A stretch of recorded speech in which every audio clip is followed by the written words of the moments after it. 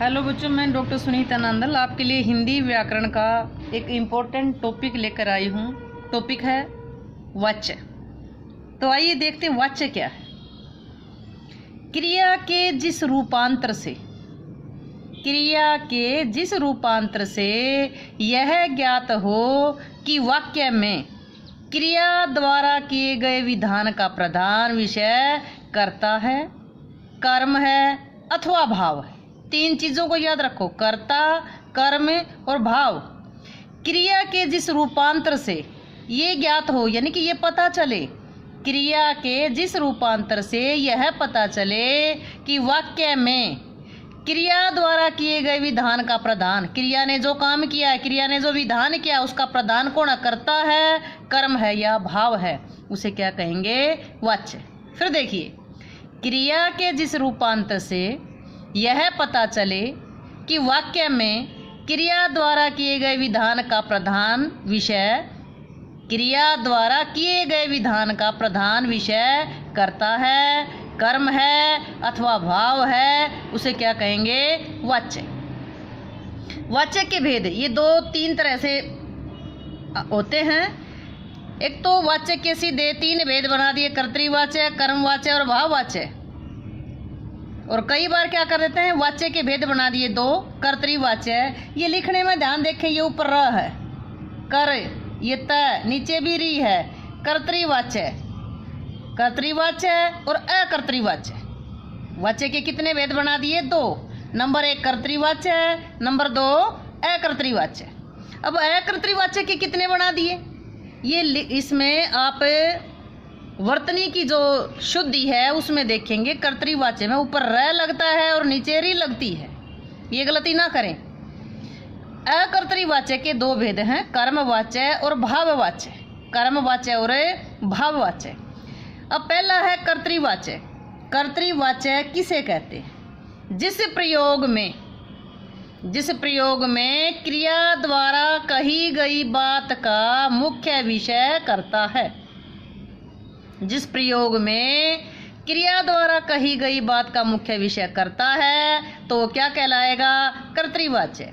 सीधी सी बात है, जिसमें कर्ता प्रधान हो वो कर्तृवाच्य, जिसमें कर्म प्रधान हो वो कर्मवाच्य, जिसमें ना कर्ता प्रधान हो ना कर्म प्रधान हो वो कौन सा होगा? भाववाच्य। कर्तृवाच्य। फिर देखिए, जिस प्रयोग में क्रिया द्वारा कही गई बात का मुख्य विषय करता हो उसे क्या कहेंगे? कर्तृवाच्य। उदाहरण देखिए, डाकिया डाक बांट रहा है। डाकिया डाक बांट रहा है, तो काम को करने वाला कौन है? कर्ता।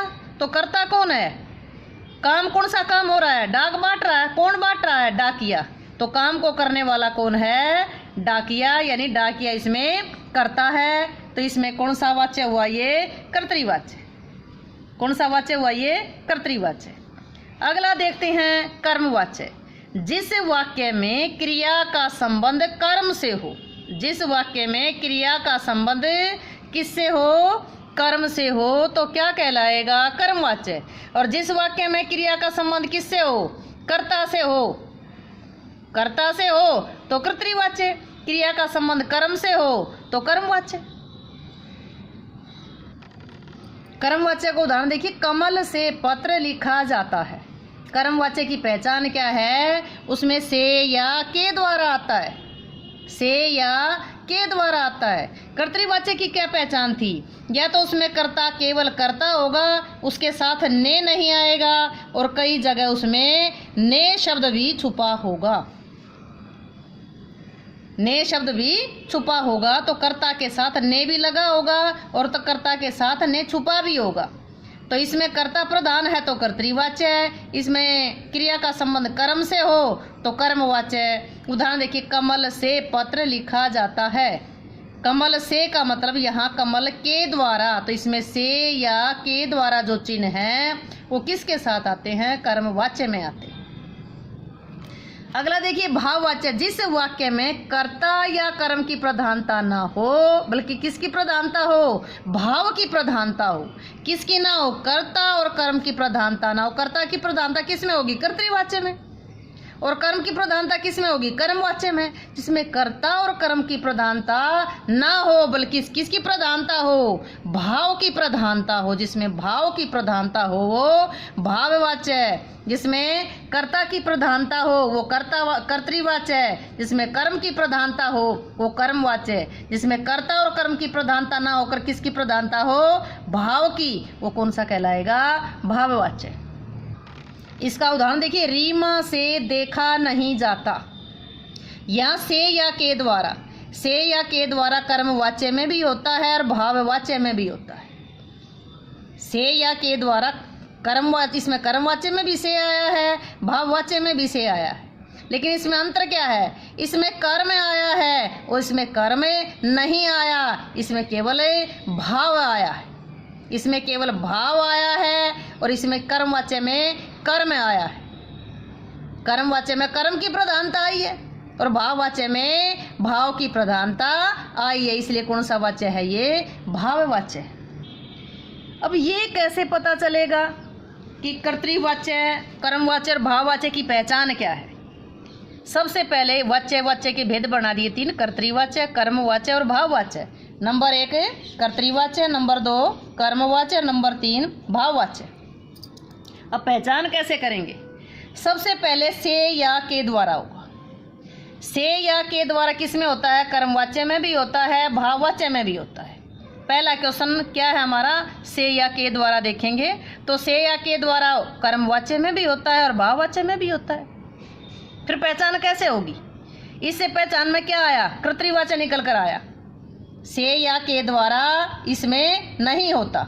से या के द्वारा प्रश्न देखा, इसमें से या के द्वारा नहीं होता, कर्मवाच्य में भी होता है, भाववाच्य में भी होता है। अगला प्रश्न क्या से प्रश्न करेंगे? क्या से प्रश्न करेंगे? अगर उत्तर मिलता है तो कर्मवाच्य, उत्तर नहीं मिलता तो भाववाच्य। पहला क्वेश्चन किया, पहला प्रश्न हमने देखा कि इसमें से या के द्वारा देखते हैं, से या के द्वारा इसमें नहीं है, कर्मवाच्य में है, भाववाच्य में है। दूसरा प्रश्न देखते हैं, इसमें क्या से प्रश्न करेंगे? उत्तर मिलता है तो कर्मवाच्य है, उत्तर नहीं मिलता तो भाववाच्य है। कर्मवाच्य में सकर्मक क्रिया होती है और उसमें प्रश्न करेंगे, क्या से प्रश्न करेंगे तो उत्तर मिलेगा, भाववाच्य में उत्तर नहीं मिलेगा। अब कर्मवाच्य का प्रयोग, कर्मवाच्य का प्रयोग कैसे किया जाता है? जैसे वैधानिक, कार्यालयी, कानूनी भाषा में कर्मवाच्य के प्रयोग स्थल, कर्मवाच्य कहाँ कहाँ प्रयोग किया जाता है? वैधानिक, कार्यालयी और कानूनी भाषा में कर्मवाच्य का प्रयोग किया जाता है। जैसे दीपावली की छुट्टी होगी, दीपावली की छुट्टी होगी। 4 माह के लिए अवकाश स्वीकृत किया जाता है, ये कार्यालयी भाषा है। नौकरी के लिए आपका आवेदन स्वीकार किया जाता है, ये वैधानिक, कार्यालयी और कानूनी भाषा में कर्मवाच्य का प्रयोग होता है। एक असमर्थता जताने के लिए, मुझसे चला नहीं जाता, गरीब का दुख देखा नहीं जाता, अब तो पत्र लिखा नहीं जाता, इसमें क्या होगा? कर्मवाच्य होगा। कौन सा वाच्य होगा? कर्मवाच्य होगा। अगला है सूचना, विज्ञप्ति और आज्ञा के लिए। सूचना देने के लिए, कोई विज्ञापन देने के लिए या आज्ञा देने के लिए किसका प्रयोग होता है? कर्मवाच्य का प्रयोग होता है। जैसे आप चले जाइए, आपको सूचित किया जाता है, अपराधी को 2 दिन तक हवालात में रखा जाए, तो इसमें क्या है? सूचना है, विज्ञप्ति है और आज्ञा है। अगला है वाक्य में कर्ता को प्रकट ना किया जाए। वाक्य में कर्ता को प्रकट ना किया जाए तो कौन सा वाच्य होगा? कर्मवाच्य होगा। जैसे ट्रेन लूटी जा रही है, पत्र भेज दिया गया है, सड़क बना दी गई है, तो कौन सा होगा? ये कर्मवाच्य। अगला है अधिकार, गर्व, दर्प। ये प्रकट करने के लिए अधिकार, गर्व और दर्प जताने के लिए कर्मवाच्य का प्रयोग होगा। जैसे मामले की जांच की जाए, मामले की जांच की जाए, यह खाना हमसे नहीं खाया जाता, कर्मचारियों से सफाई करवाई जाए, तो ये किसके भेद थे?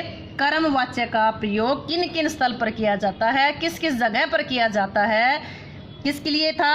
असमर्था, यानी कि पहला था वैधानिक, कार्यालयी, कानूनी भाषा के लिए, असमर्थता जताने के लिए, सूचना, विज्ञप्ति, आज्ञा के लिए, वाक्य में कर्ता को प्रकट ना किया जाए तो कर्मवाच्य के रूप में प्रयोग होता है। अधिकार, गर्व, दर्प जताने के लिए कर्मवाच्य का प्रयोग किया जाता है।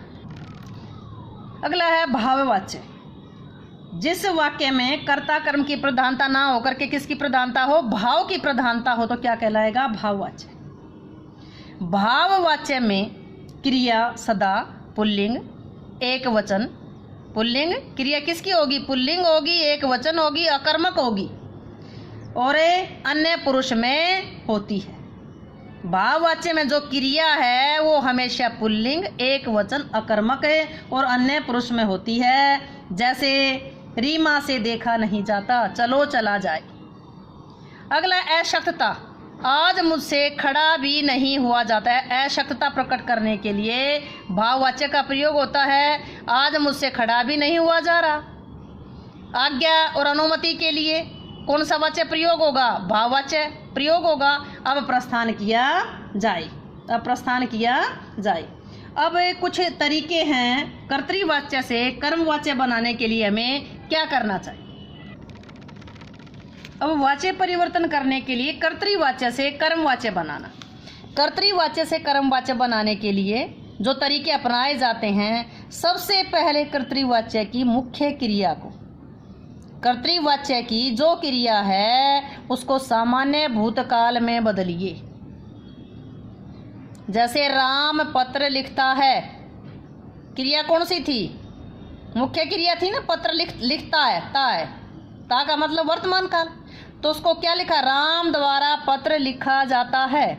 तो मुख्य क्रिया को सामान्य भूतकाल में बदलिए। उस बदली हुई क्रिया के साथ जाना क्रिया का, राम पत्र लिखता है था, ये राम पत्र लिखता है, क्रिया कौन सी है, ता है। इसको सामान्य भूत में क्या लिखेंगे, लिखा जाता है, यानी कि राम द्वारा पत्र लिखा जाता है। ये जिस काल की क्रिया है उसको सामान्य भूतकाल में बदला जाएगा। पहला नियम है सामान्य भूतकाल में बदला जाए।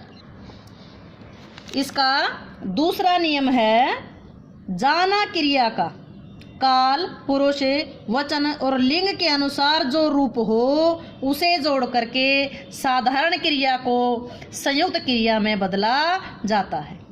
उस बदली हुई क्रिया के साथ जाना क्रिया का काल, पुरुष, वचन और लिंग के अनुसार जो रूप हो उसे जोड़ करके साधारण क्रिया को संयुक्त क्रिया में बदला जाता है। संयुक्त क्रिया कैसे हुई, लिखा और जाना, यानी कि लिखना और जाना दो क्रियाएं हुई, ये संयुक्त क्रिया कहलाई। कर्तृवाच्य में कर्तृवाच्य में कर्ता के साथ जो विभक्ति लगी होती है, कर्ता के साथ, यानी कि राम ने पत्र लिखा, राम ने पत्र लिखा, तो ये विभक्ति है, इसको विभक्ति को हटा दिया जाता है। अगला है ये राम जो कर्ता था, इस कर्ता को ही कर्म बना दिया जाता है। जैसे राम ने पत्र लिखा, राम द्वारा लगा दिया है तो इसी को कर्म बना दिया जाता है। और कर्म के साथ जो कोई विभक्ति लगी होती है तो उसे भी हटा दिया जाता है। तो ये था वाच्य का टॉपिक। आइए हम थोड़ा सा अभ्यास करते हैं। सीमा पत्र लिखती है, सीमा द्वारा पत्र लिखा जाता है। महिलाएं गीत गा रही हैं, महिलाओं द्वारा गीत गाया जा रहा है। उसने बच्चों की रक्षा की, उसके द्वारा बच्चों की रक्षा की गई। आज हमने कविता पढ़ी, आज हमारे द्वारा कविता पढ़ी गई। विभा फूल चुनती है, विभा द्वारा फूल चुने जाते हैं। वह गा चुका है, उसके द्वारा गाया जा चुका, वह गा चुका था, उसके द्वारा गाया जा चुका था। उसने पैसे गिने, उससे पैसे गिने गए। रमन साइकिल चलाता है, रमन द्वारा साइकिल चलाई जाती है। अशोक ने पुस्तक लिखी, अशोक द्वारा पुस्तक लिखी गई। क्या सोना दिल्ली जाएगी, क्या सोना द्वारा दिल्ली जाया जाएगा। मैं कविता पढ़ सकता हूँ, मुझसे कविता पढ़ी जा सकती है। वह दिन में फल खाता है, उसके द्वारा दिन में फल खाए जाते हैं। अध्यापक ने विद्यार्थी को पढ़ाया, अध्यापक द्वारा विद्यार्थी पढ़ाया का मतलब पढ़ाए गए। बच्चे फुटबॉल खेल रहे हैं, बच्चों द्वारा फुटबॉल खेला जा रहा है।